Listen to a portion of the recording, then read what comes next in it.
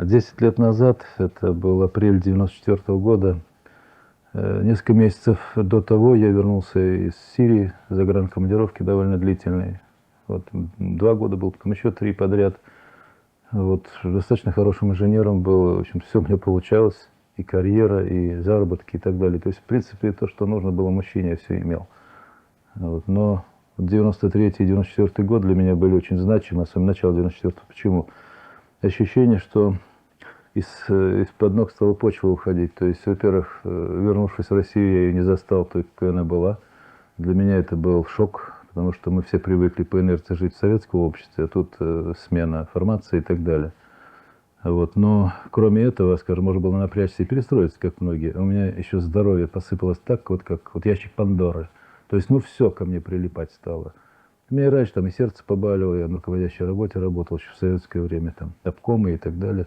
А тут и сердце, и, там, и простатит, и суставы, и сосуды, и там спазмы в голове, там, и падал в обмороки, там, и часто язва желудка. В общем-то, без горсти таблетки я боялся из дома выйти вот в таком состоянии. Значит, я пытался бизнесом заняться, потому что я понял, что в России инженер не нужен. Либо ты должен за нищенскую зарплату, скажем так, униженно. Я не хотел этого, потому что достоинство не позволяло. Я стал искать. Этот бизнес не позволил мне, в общем-то, сесть на коня, потому что не получается. Для российского бизнеса нужно иметь жесткий характер. У меня его нет. То есть жесткий в чем? Тебя обманывают конкуренты, не конкуренты, а партнеры, тебя там подставляют, что-то не додают. Я должен быть жестким, требовательным, в общем-то, нанимать какую-то бригаду, чтобы свое забрать. Вот. Но у нас как это делается? Могут ребенка похитить, могут еще как-то напугать женщину там, а я думаю, я не хочу быть заказчиком вот этого всего. Я не хочу быть причастным к этим преступлениям, значит, бизнес не мое дело. Но я хочу жить достойно, не нарушая закон. Как вот, как говорится, чтобы овцы были целые, волки сыты, как быть? И вот такое напряжение было очень серьезное, душевное. Я сидел дома, и вот когда вот тут это все пошло, я говорю, я не хочу лезть в криминал, не хочу нарушать закон, но я хочу жить достойно. Ведь раньше у меня это получалось. Ищи. И вот я уже не буду рассказывать подробности. При определенных обстоятельствах меня там привели к одним людям, которые, как оказалось, эзотерикой занимались. Они мне много чего наговорили, там, про чакры, про всякие сущности, про связи, вот это вот медитация и все. Мне это не очень понравилось, потому что, во-первых, я не очень поверил в это. Во-вторых, какая-то напыщенность, вот именно тщеславие видно в человеке было. Говоря о нравственности и отсутствии эмоций плохих, люди их излучали. И я видел, что это, в общем-то, лицемерие. Все-таки человек-то не молодой уже был, 46 лет мне тогда был.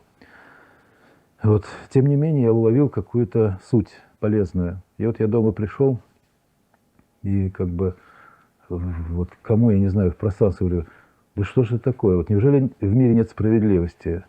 Я хочу быть здоров и счастлив, никому не причиняя зла. Я вот живу своим трудом, я пытаюсь честно заработать. Но неужели вот все разглагольствования о справедливости, о мире, о каком-то нравственном моменте, все это пустышка?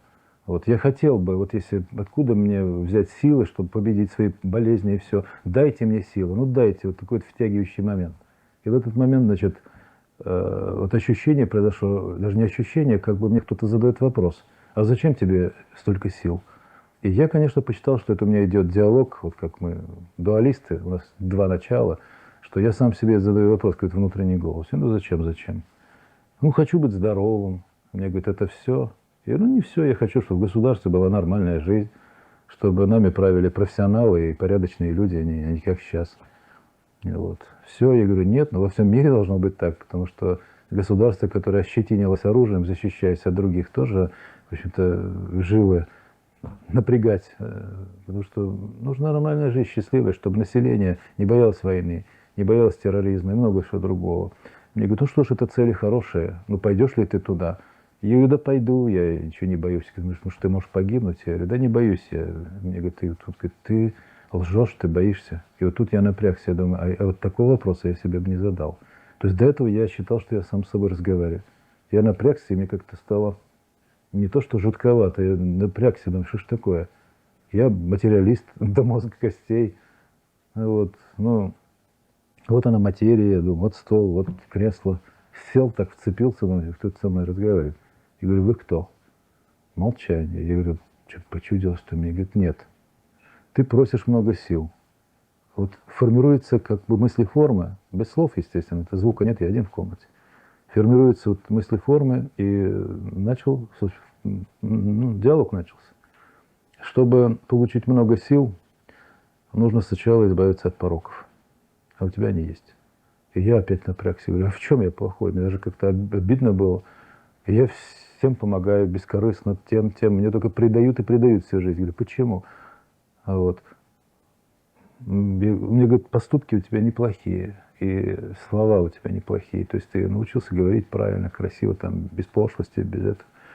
Но мысли и чувства твои далеки от совершенства. Я говорю, а что, каким? А у тебя есть ревность? Я говорю, есть немножко. А тщеславие? Я говорю, и это есть.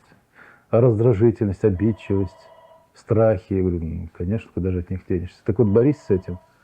Я говорю, как же бороться, когда страхи, как же от них избавишься? Ну, допустим, если за себя нет животного страха, за ребенка есть, он что творится, попробуем, девочки 20 там с чем-то лет, отпустить ее куда-то, страшно.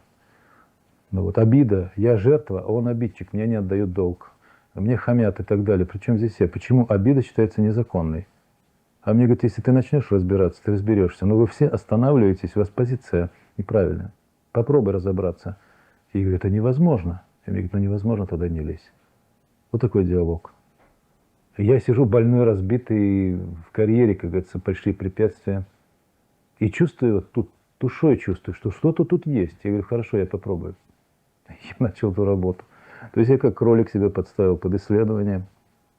Вот, и попытку, вот с обидой, как я разбирался, потому что это важнейший момент, собственно, не только в моей судьбе, а даже в понятии религия. Потому что через понятие, как справиться с обидой, вот я разобрался, исследовал, я пришел к понятию истинного смирения. Что такое смирение?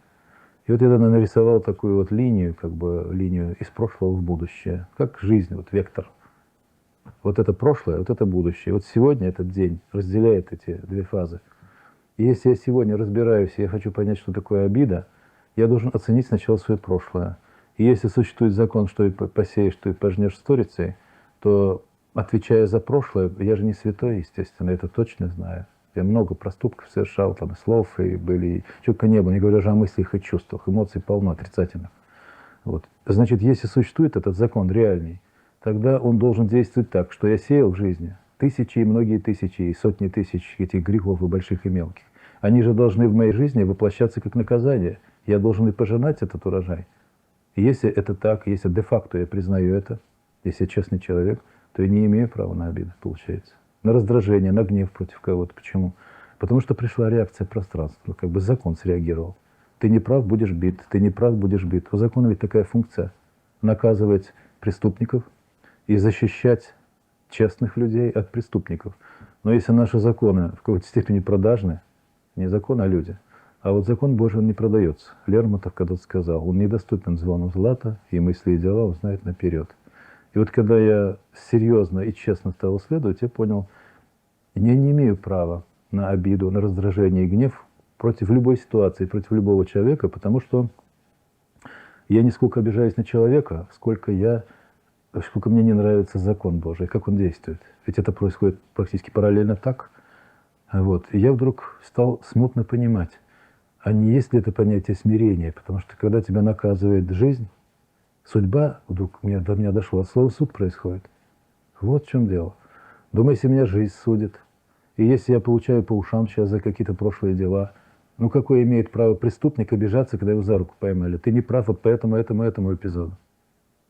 И я признаю. От души говорю, Господи, спасибо за то, что меня наказали. Вот здесь, здесь и здесь. Как только я от души это признал, обратите особое внимание. Не на языке, я тебе прощаю, я там это, ничего подобного.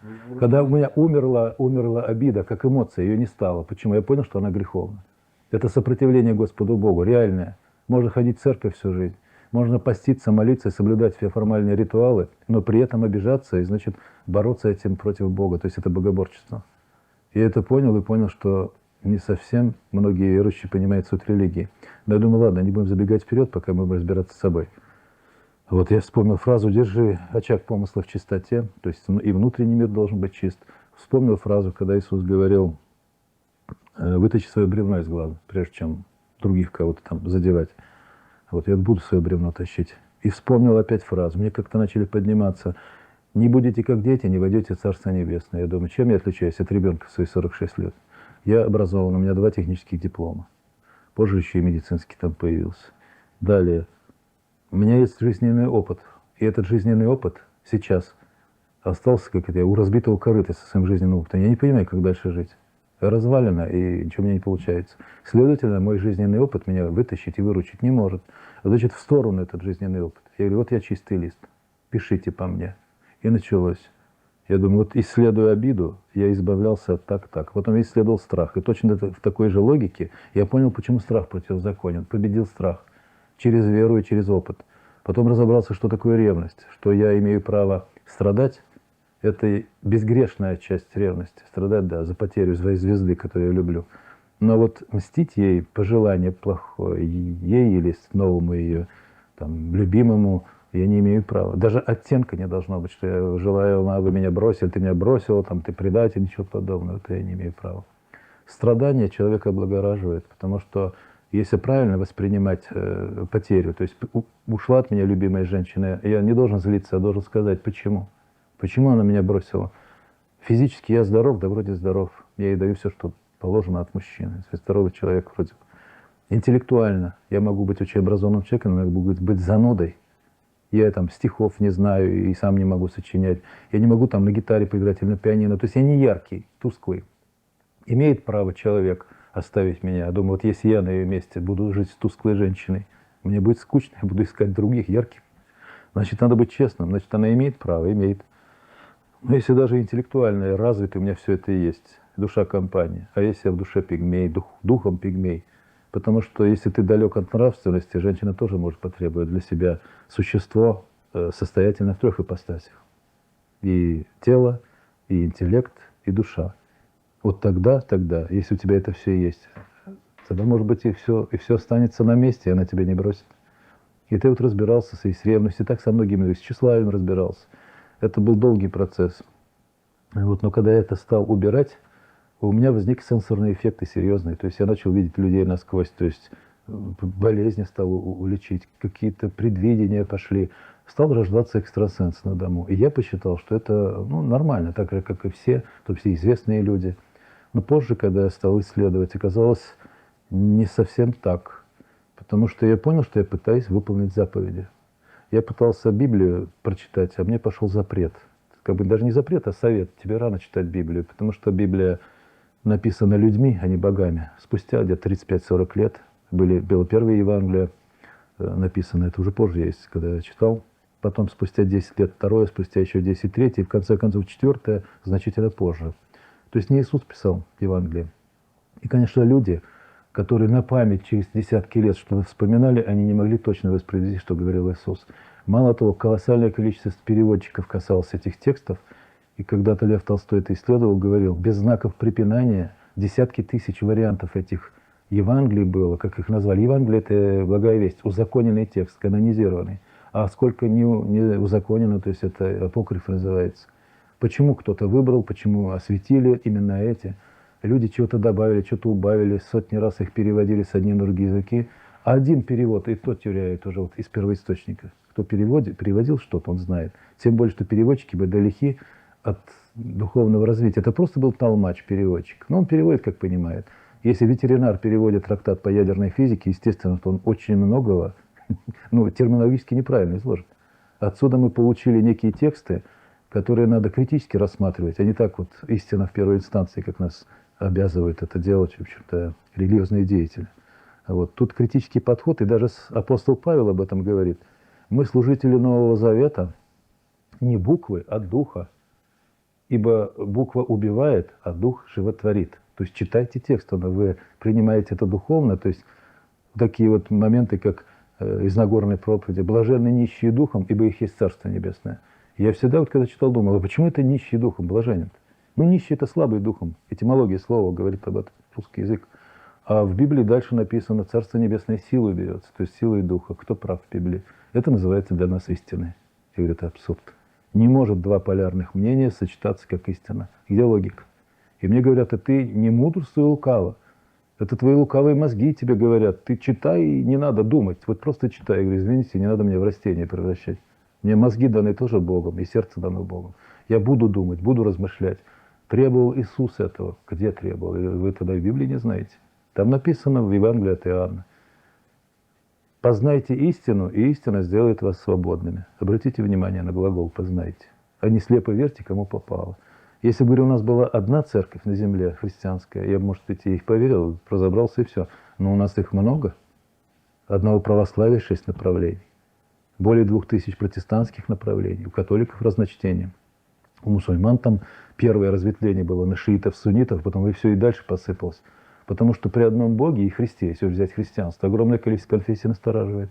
Это говорит о том, что между ними не лады, следовательно, искать истину, она одна. Ведь истина – это точное знание абсолютно обо всем. Следовательно, я не имею права принимать в долгую память все то, что я в логике не понимаю. Это нонсенс, ни один порядочный человек, который подходит под определение личности, он не может этого принять. Это нонсенс. Нельзя принимать на веру то, что не понимаешь. Поэтому Иисус и требовал: познайте истину. А вот слепая вера, она никому ничего не дает. Слепая вера – это равнозначно незнанию. А незнание – это, значит, отсутствие познания. То есть я сам противоречу тогда Христу своим поведением, если я слепо верю. И многие другие вещи, которые пришлось за эти 10 лет разбирать,